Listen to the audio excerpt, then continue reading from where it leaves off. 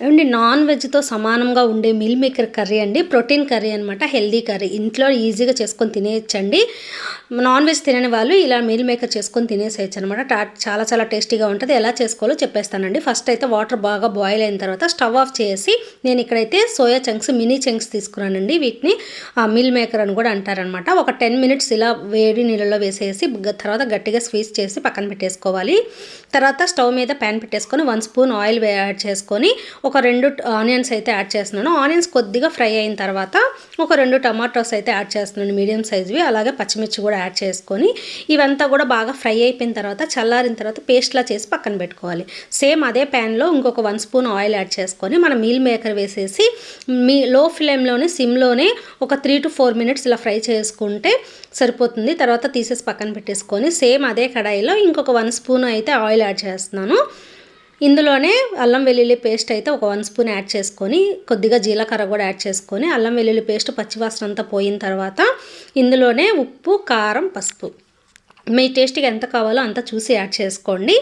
తర్వాత ఇదంతా కూడా ఒకసారి మిక్స్ చేసుకొని ఇందులోనే మనం ముందుగా పేస్ట్ చేసి పెట్టుకున్న ఆనియన్ టమాటా పేస్ట్ని కూడా ఇందులో యాడ్ చేసుకొని అంతా ఒకసారి మిక్స్ చేసుకోవాలి. ఇలా అంతా ఒకసారి మిక్స్ చేసుకొని ఇందులోనే ధనియాలు, జీలకర్ర పొడి, అలాగే గరం మసాలా, అలాగే చికెన్ మసాలా పొడి కూడా యాడ్ చేస్తున్నాను.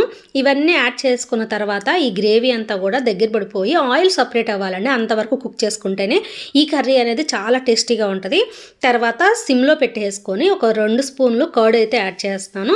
ఎప్పుడు కూడా మన కర్డ్ సిమ్లోనే పెట్టి యాడ్ చేసుకోవాలి. కర్డ్ అంతా బాగా కుక్ అయిపోయి ఇదంతా ప్యాన్ నుంచి సపరేట్ అవ్వాలండి మన గ్రేవీ. అలాగే ఆయిల్ సపరేట్ అవ్వాలి. అంతవరకు కుక్ చేసుకుంటేనే మన కర్రీ బాగుంటుంది.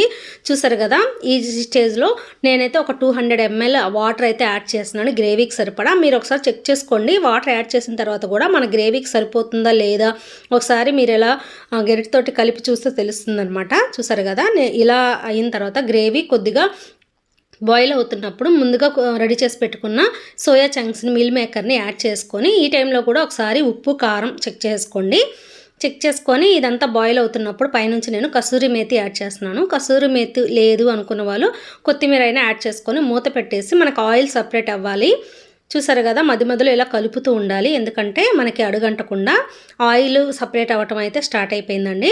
తర్వాత ఈ గ్రేవీ అంతా కూడా దగ్గర పడి చిక్కపడితేనే మన కర్రీ అనేది బాగుంటుందన్నమాట. వాటర్ కూడా కొద్దిగా చూసి యాడ్ చేసుకోవాలండి. ఎందుకంటే మనం సోయా చంక్స్ వాటర్ అబ్జర్వ్ చేస్తుంది కాబట్టి. చూసారు కదా, ఇలా దగ్గర పడిన తర్వాత స్టవ్ ఆఫ్ చేసుకుంటే మన మీల్ మేకర్ కర్రీ అనేది రెడీ అయిపోతుంది. వేడి వేడి అన్నంలోకి కర్రీ వేసుకొని తినేస్తే సూపర్గా ఉంటుందండి. రోటీస్లోకి కూడా బాగుంటుంది. తప్పకుండా ట్రై చేయండి. నచ్చినట్లయితే ఒక లైక్ చేయండి. మరిన్ని వీడియోస్ కోసం నా ఛానల్ సబ్స్క్రైబ్ చేయండి. Thanks for watching.